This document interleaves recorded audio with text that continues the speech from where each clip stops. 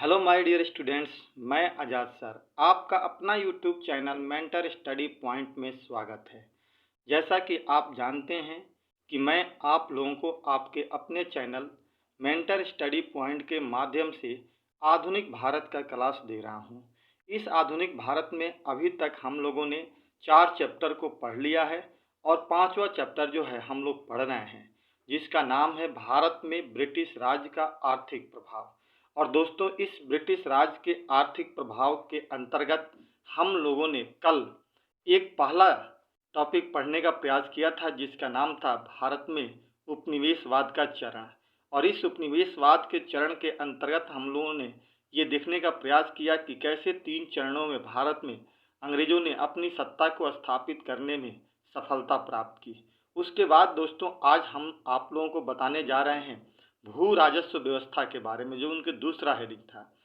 भू राजस्व व्यवस्था एक ऐसी व्यवस्था थी जिसके तहत वो भारत से ज़्यादा लगान वसूल करने का प्रयास कर रहे थे और अपने मकसद को प्राप्त करने की कोशिश कर रहे थे।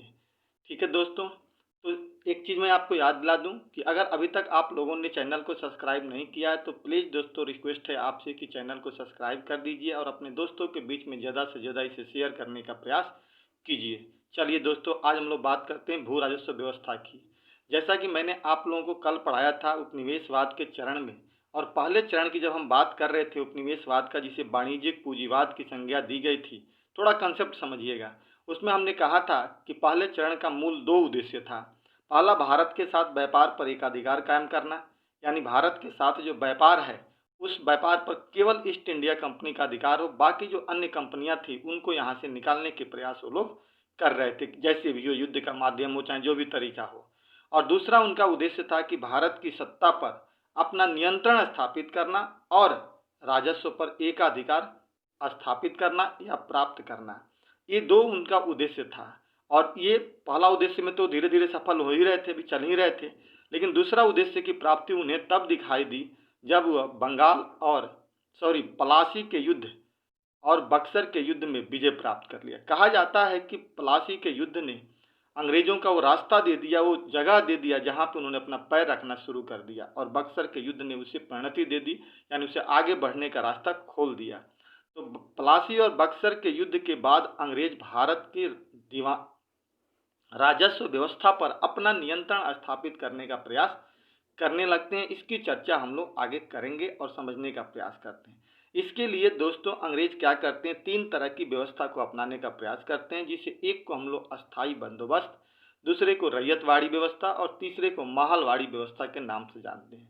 इन्हीं 3 भू राजस्व व्यवस्थाओं के माध्यम से या बंदोबस्तों के माध्यम से भारत से अंग्रेज क्या करते हैं, ज़्यादा से ज़्यादा लगान वसूल करके यानी कर वसूल करके यहाँ से भारत से बाहर ले जाने का प्रयास करते हैं और अपने मकसद को पूरा करने में सफल भी हो जाते हैं।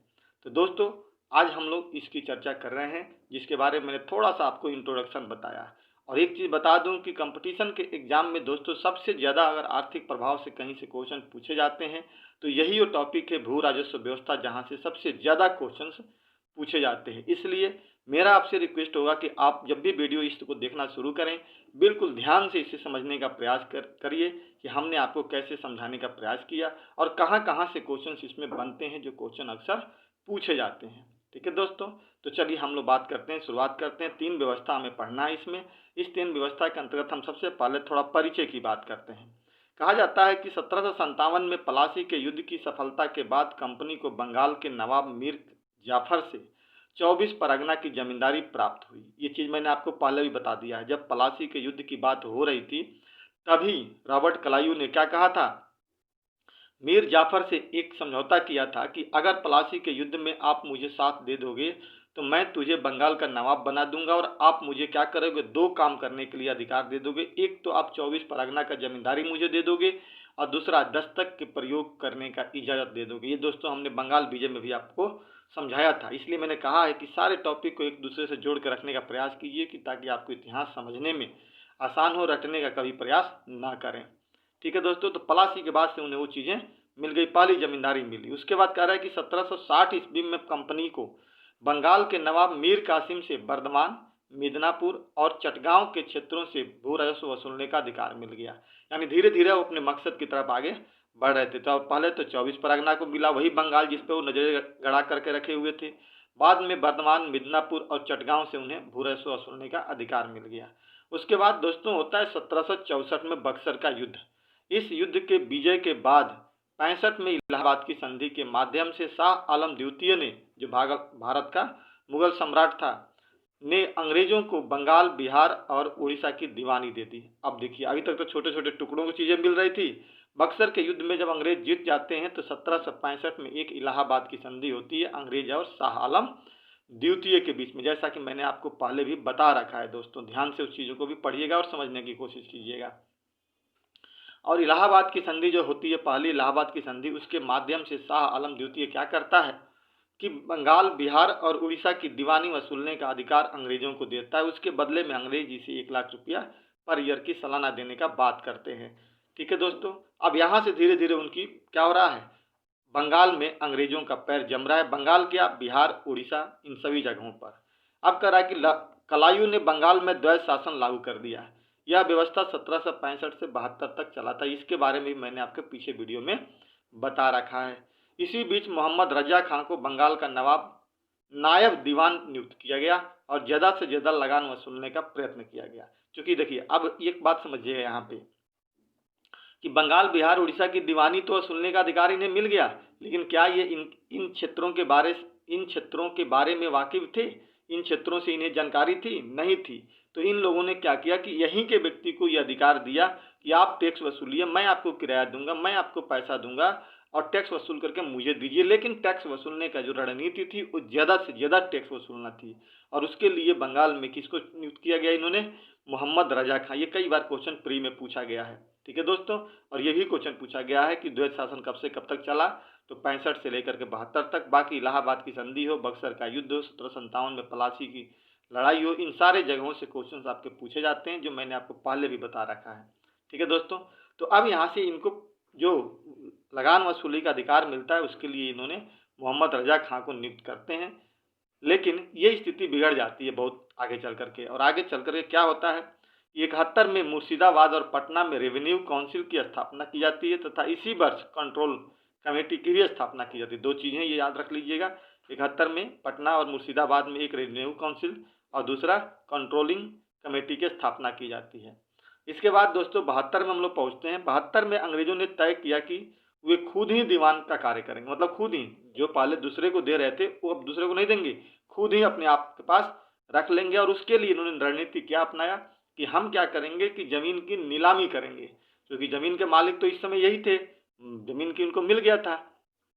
तो हम नीलामी करेंगे और फिर से उन चीज़ों को अंग्रेजों को हम देने का प्रयास करेंगे। उनको जो हमारे दीवान हैं, सॉरी, जो जमींदार हैं पहले से, और उनसे हम पैसा निश्चित रूप से वसूल लेंगे। इससे ये फायदा होगा दोस्तों कि एक फिक्स रकम मिल जाएगी। जैसे मान लीजिए मैंने आपको 1 साल के लिए दीवानी दे दी, तो हम जब वसूल रहे थे तो हमें फिक्स नहीं था, कभी ज़्यादा, कभी कम, कभी उससे भी ज़्यादा, कभी सबसे कम, इस तरह से पैसे आते रहते थे।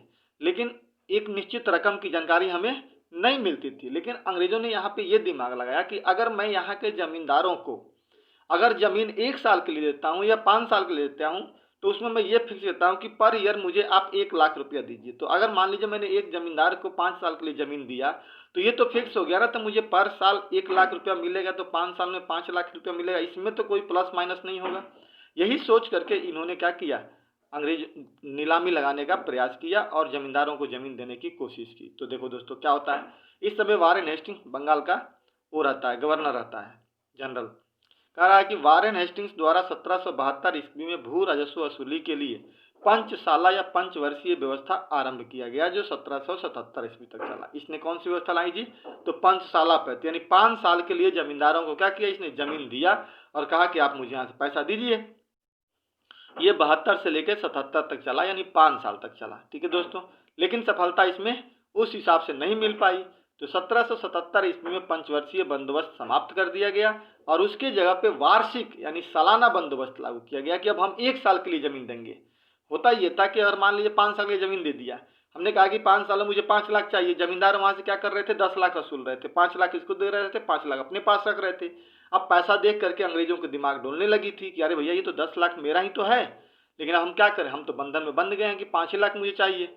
ये सोच करके उन्होंने 5 साल के बाद इस सिस्टम को चेंज कर दिया और चेंज करके क्या कहा, कहा कि नहीं, हम अब इसको 1 साल के लिए करेंगे कि पर ईयर हम बोली लगाएंगे। इससे क्या हुआ कि अगर इस साल हमने 1 साल की बोली लगाई है तो अगले साल हम 2 लाख के लिए बोली लगाएंगे, अगली बार हम 3 लाख के लिए लगाएंगे। अब हो सकता है कि 3 लाख की बोली हो तो 3.5 लाख अंग्रेज सॉरी जमींदार वसूलेंगे। ऐसे में उनको ज़्यादा प्रॉफिट नहीं होगा और हमें ज़्यादा प्रॉफिट होगा। ठीक है दोस्तों, तो 1777 ईस्वी में पंचवर्षीय बंदोबस्त समाप्त कर दिया गया, वार्षिक या सालाना बंदोबस्त लागू किया गया। यह व्यवस्था 1789 ईस्वी तक चलती रही। 1786 में रेवेन्यू बोर्ड की स्थापना कर दी गई, याद रखिएगा। इसी बीच अब देखिए 1786 में अब इधर कुछ न कुछ गड़बड़ चल ही रहा था, मतलब सही से सब कुछ चल नहीं रहा था, रेवेन्यू सिस्टम अच्छी तरह से कंट्रोल हो नहीं पा रहा था। इसी बीच एक व्यक्ति था जिसका नाम था कार्नवालिस को बंगाल का गवर्नर जनरल बना करके भेजा गया। ठीक है, तो कह रहा है कि 1786 ईस्वी में कार्नवालिस के आगमन के समय भू राजस्व वसूली की प्रक्रिया अव्यवस्थित थी, पूरी तरह से अस्त व्यस्त थी, कोई चीज नहीं हो रहा था। इतना याद रखिए, कार्नवालिस भी एक जमींदार था, कहाँ का, ब्रिटेन का। पारंपरिक जमींदारी ठेकेदारी समाप्त करने के लिए अधिक बोली लगाकर राजस्व वसूली का अधिकार प्राप्त कर लेते थे, परंतु व्यवहार में ईस्ट इंडिया कंपनी को उतना भू राजस्व प्राप्त नहीं होता। देखिए होता यह था कि जो पारंपरिक, समझना होगा ध्यान से, जो पारंपरिक जमींदार थे उनको भले ही नफा हो या नुकसान हो, वो क्या करते थे कि बोली लगता था ना, तो 1 की जगह पे 10 रुपया देते थे, 10 की जगह पे 15 दे करके जमीन अपने पास ही रख लेते थे। और उनकी एक नीति भी थी कि वो पैसा वसूलते थे, लेकिन बताते थे अंग्रेजों को कि पैसा तो वसूला नहीं जा रहा है, ये अकाल पड़ गया, वो पड़ गया, वो पड़ गया। और इस तरह से लगान उनकी बाकी रहती थी, और एक समय के बाद लगान जब नीलामी होती थी तो वही व्यक्ति अपने दूसरे किसी व्यक्ति को, भाई बहूदी को खड़ा करके जमीन खुद ही अपने पास फिर नीलामी करवा लेता था। तो ये बहुत चतुराई से यहाँ पे जमींदार अपने यहाँ काम कर रहे थे, और इस चीज को अंग्रेज खत्म करने का बार बार प्रयास कर रहे थे। तो वही कह रहा है कि पारंपरिक जमींदार ठेकेदारी प्राप्त करने के लिए अधिक बोली लगाकर राजस्व वसूली का अधिकार तो प्राप्त कर लेते थे, लेकिन व्यवहार में ईस्ट इंडिया कंपनी को उतना राजस्व नहीं मिलता था, मतलब वो देते ही नहीं थे, बोलते थे कि है ही नहीं तो कहाँ से देंगे। और कुछ समय बाद जब इकट्ठा होते जाता था तो पैसा तो उनके पास होता था, लेकिन वो देते नहीं थे। और कुछ समय बाद जब बोली लगती थी उसकी प्रॉपर्टी को, उतने प्रॉपर्टी, मान लीजिए 20 लाख रुपया अगर जमा हो गया, उधार हो गया, तो 20 लाख प्रॉपर्टी की बोली लगेगी। और जब बोली लगती थी तो वही व्यक्ति क्या करता था कि अपने जगह पे वो तो बोली नहीं लगाएगा, दूसरे अपने खास व्यक्ति को खड़ा कराता था और उससे बोली लगवा करके फिर जमीन अपने पास ही रख लेता था। इस तरह से जो पारंपरिक जमींदार थे अपना काम कर रहे थे, इसको अंग्रेज खत्म करना चाह रहे थे। कह रहा कि परिणाम स्वरूप कंपनी का लगान बाकी रह जाता था और मिलता भी नहीं था। भू राजस्व वसूली की व्यवस्था में सुधार के लिए कार्नवालिस ने 1790 ईस्वी में व्यक्तिगत संपत्ति की अवधारणा पर आधारित 10 वर्षीय व्यवस्था को लागू किया, जिसे 1793 में अस्थायी बना दिया गया। अब देखिए, अब यहाँ पर ये क्या करता है कि 10 वर्षीय व्यवस्था को लागू करता है, जिसे हम लोग 10 साला पद्धति कहते हैं। और कहा कि अगर ये व्यवस्था सही रहा तो आगे चल करके इसको हम परमानेंट कर देंगे, और वही होता भी है। 3 ही साल बाद क्या होता है, परमानेंट कर दिया जाता है। लेकिन इससे करने से पहले एक चीज याद रखिएगा, अस्थायी बंदोबस्त करने से पहले अंग्रेजों ने क्या किया था कि 2 लोगों को नियुक्त किया था, और दोनों लोगों से सलाह मांगा था। एक का नाम था जॉन शोर और एक का नाम था जेम्स ग्रांट। दोनों से उसने सलाह मांगा कि आप लोग एक सलाह दीजिए कि हम जमीन किसके पास करें। जमीन तो मेरे पास है, हमें दिक्कत हो रही है, जमींदारों से दिक्कत हो रही है, तो क्या किया जाए, जमींदार को ही जमीन दे दिया जाए और उनसे सिर्फ पैसा लिया जाए, या जमीन अपने पास रखी जाए और उन्हें लगान वसूलने का केवल अधिकार दिया जाए कि आप लगान वसूलिए और आपको मैं पैसा दे दूंगा, क्या किया जाए। इसके लिए दोनों व्यक्ति से उसने जब राय लिया तो कुछ समय के बाद दोनों ने अपनी अपनी सलाह दी। जॉन शोर ने कहा कि जमींदारों को भूमि का स्वामी स्वीकार करना चाहता था, कि जमींदार ही क्या बने, भूमि का स्वामी बने। और जेम्स ग्रांट चाहता था कि समस्त भूमि सरकार के पास हो और वो केवल क्या करें, कर वसूलने का हक हो और उनको हम मेहनताना दें, महीने का पैसा दें। ठीक है, दोनों आदमी का ये अपना अपना विचार था, एक सरकार के पक्ष में था तो एक जमींदार के पक्ष में था। लेकिन जॉन शोर ने यह तर्क दिया कि अगर हम जमींदार को देते हैं ना, तो एक जाने अनजाने में वर्ग हमारे पीछे तैयार होगा, जो अपने ही मतलब रंग रूप से क्या होगा, वो भले भारतीय होगा लेकिन हमारे ही तैदी होगा, हमारा ही काम करेगा, जो जमींदार हमारे यहाँ तैयार होगा। और यही से बाबू जमींदार को जो तैयार करना अंग्रेजों ने शुरू किया, यही वजह था कि 1857 की क्रांति में भारत में जमींदारों ने अंग्रेजों का साथ दिया था, भारतीयों का साथ नहीं दिया था। और आगे भी बहुत सारी जगहों पर इन्होंने भारत का साथ न देकर के अंग्रेजों का साथ दिया था। ठीक है दोस्तों, तो अंतिम रूप से कार्नवालिस ने क्या किया, जॉन सोर के विचारों से सहमत हुआ और जमीन किसको देना शुरू किया, जमींदार को। इसीलिए इस व्यवस्था को हम जमींदारी व्यवस्था, परमानेंट लागू किया गया तो अस्थाई बंदोबस्त या इस्तेमारी व्यवस्था के नाम से भी जानते हैं। तो दोस्तों अभी तक तो मैंने आपको भूमिका थोड़ी थोड़ी बताने का प्रयास किया, कैसे कैसे चीजें यहाँ तक पहुंची। अब हम लोग आगे कर रहे हैं किसके बारे में, पहला व्यवस्था की बात कर रहे हैं, अस्थाई बंदोबस्त जिसे जमींदारी व्यवस्था कहते हैं। 1793 ईस्वी में लागू किया गया था। यहाँ पे दोस्तों फिक्स है, यहाँ पे कोई खास ज्यादा इधर उधर नहीं है, फिक्स है कि क्वेश्चन कौन कौन पूछे जाएंगे। ठीक है, पहला तो इसको 3 नाम से जानते हैं। पहला क्वेश्चन तो यही हो गया कि इसे हम अस्थाई बंदोबस्त, जमींदारी व्यवस्था और इस्तेमारी व्यवस्था के नाम से जाना जाता है। दूसरा क्वेश्चन है कि यह व्यवस्था मुख्य रूप से बंगाल, बिहार, उड़ीसा, बनारस, उत्तरी सरकार तथा उत्तर प्रदेश के कुछ क्षेत्रों में लागू हुआ था। ये सवाल पूछा था कहाँ कहाँ लागू हुआ था जी, तो बंगाल, बिहार, उड़ीसा, बनारस और उत्तरी सरकार तथा उत्तर प्रदेश के कुछ क्षेत्रों में लागू हुआ था। पहली चीज क्लियर हो गया। दूसरा सवाल पूछ रहा है कि यह व्यवस्था ब्रिटिश राज्य के कुल भूमि का 19% पर, मान लीजिए 100% भूमि उनके पास था ब्रिटिश के पास, तो उसमें से मात्र 19% भाग पर ही इन्होंने लागू किया था। और यह व्यवस्था 1793 में पूर्ण रूप से लागू हुई थी, जिसे हम लोग अस्थाई बंदोबस्त कहते हैं। तो 3 क्वेश्चन हो गया। पहला कब लागू हुआ, 1793 में, कहाँ कहाँ लागू हुआ था, बंगाल, बिहार, उड़ीसा, उत्तर प्रदेश, बनारस के क्षेत्रों में, और कितना प्रतिशत भूमि पर लागू हुआ था, तो 19% भूमि पर लागू हुआ था। किसने लागू किया था दोस्तों, तो कार्नवालिस ने इसे लागू किया था। नियम यहाँ का अलग था। इसमें व्यवस्था क्या की गई थी कि इस व्यवस्था में लगान का 10/11 भाग सरकार का तथा 1/11 भाग जमींदार को होगा। मतलब कहने का मतलब कि अगर 100 रुपया अगर जमींदार वसूलता है तो उसमें से 89 रुपया किसको मिलेगी, सरकार को, और 11 रुपया जमींदार को मिलेगा। इससे अब कोई धांधली नहीं होगा। जमींदार जितना से जितना भी वसूलेगा तो उसको भी अपना पेमेंट ज्यादा मिलेगा और इससे उसको भी मतलब सरकार को भी ज्यादा मिलेगी। जमींदार के पास इनडायरेक्टली ज्यादा पैसा नहीं जाएगा। अगर वो 1 लाख वसूल रहा है तो उस कंडीशन में उसे 11,000 रुपया मिल रहा है, तो 10 लाख वसूलेगा तो उसे उतना पैसा मिलेगा और उतना ही पैसा ज्यादा अंग्रेजों को भी मिलेगा। तो यही नियम था 10/11 और 1/11 का। कह रहा कि इस व्यवस्था को कार्नवालिस ने लागू किया था। 1794 में एक कानून बना जिसे हम लोग सूर्यास्त का नियम कहते हैं या सनसेट लॉ भी कहते हैं। इस नियम के तहत भू राजस्व व्यवस्था तारीख को सूर्यास्त के पहले जमा कर देना पड़ता था। कहने का मतलब ये है कि इसका नाम था सूर्यास्त का नियम। मतलब अगर जमीन हम जमींदार को वसूलने की बात कर रहे हैं तो उनके पास एक शर्त होती थी कि सूर्य के डूबने से पहले पहले ला करके पैसा हमको दे दीजिए, अदरवाइज वो जमीन हम आपके मतलब आपके हक से, आपके पास जो वसूलने का हक है उससे ले करके हम दूसरे को दे देंगे। इससे क्या होता था कि निश्चित समय पर अंग्रेजों को पैसा भी मिल जाता था। अगर नहीं भी वसूलते थे ना जमींदार तो कहीं से व्यवस्था करके ला कर देते थे ताकि हम कल अपना वसूल लेंगे, ताकि हमारी जमींदारी हमारे पास बनी रहे। इसी को बेटा हम लोग सनसेट लॉ या सूर्यास्त का नियम कहते हैं, जो 1794 ईस्वी में लागू हुआ था। ठीक है दोस्तों, तो ये यहाँ से कुछ फिक्स क्वेश्चन है जो यहाँ से पूछे जाते हैं, आप इसे ध्यान से समझिएगा। इससे ज्यादा फालतू क्वेश्चन अस्थाई बंदोबस्त से नहीं पूछाता है। अब आता है रैयतवाड़ी व्यवस्था।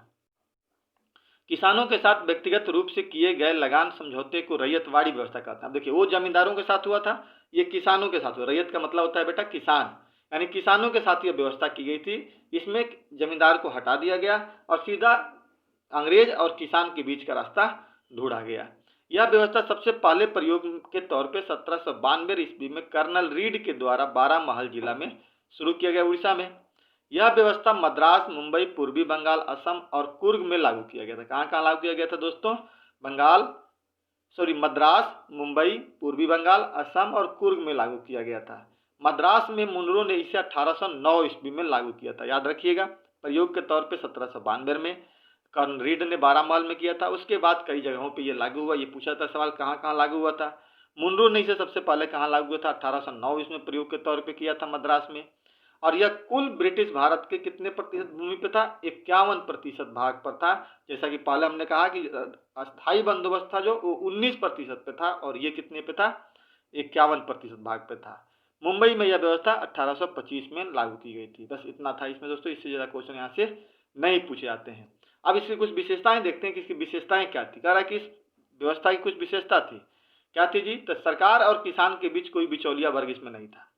ठीक, जैसे वहां पे क्या था, जमींदारी व्यवस्था में वहां सरकार और किसान के बीच में जमींदार थे, लेकिन यहाँ पे कोई नहीं था। सीधा किसान पैसा दिया किसको, सरकार को और सरकार से सीधा किसान के पास, बीच का बिचौलिया खत्म हो गया था। एक पहली विशेषता। दूसरा कि भूमि का स्वामी किसान को माना गया था यहाँ पे, वहाँ जमींदार को, यहाँ पे किसान को। लगान अदायगी न होने पर जमीन जब्त कर ली जाती थी, ये एक सिस्टम रखा गया था। इसकी तो 3 तरह की चीजें और भी है, बट आपके 3 महत्वपूर्ण थे इसलिए हमने 3 बता दिया। अब आता है दोस्तों महलवाड़ी व्यवस्था, तीसरा, यानी मोहल्ले के साथ संबंध किया गया इसका। पहले तो जमींदारों के साथ, दूसरा रैयतों के साथ, तीसरा मोहल्ला का। इसका मतलब होता है महलवाड़ी यानी मोहल्ला की व्यवस्था। महल शब्द का तात्पर्य जागीर या गांव होता है, यानी गांव से हो गया। इस व्यवस्था में राजस्व प्रत्येक महल के साथ स्थापित किया था, मतलब हर गांव के साथ किया गया था। गांव का एक प्रमुख व्यक्ति था, उसको नियुक्त कर दिया गया और वो गांव से लगान वसूल करके ला करके देता था और फिर इसको सरकार पैसे कुछ दे देती थी। कृषक के साथ नहीं, मतलब किसानों के साथ ये व्यवस्था नहीं लागू किया था, पूरे गांव के साथ किया गया था। इस पद्धति का जन्मदाता हर्ट मैकेंजी था। याद रखिए कौन था जी? हर्ट मैकेंजी था। इस व्यवस्था को 1822 ईस्वी में ऊपर के दोनों व्यवस्था का मतलब है बाबू जमींदारी व्यवस्था और रैयतवाड़ी व्यवस्था को ज्यादा सफल न होने की स्थिति में, ज्यादा सफल नहीं हो पाया था, न होने की स्थिति में लागू किया गया था। ठीक है दोस्तों, कब? 1822 में। इसमें भी भूमि का वास्तविक स्वामी काश्तकार यानी किसान ही होता था। काश्तकार को अपनी भूमि बेचने या गिरवी रखने का अधिकार था।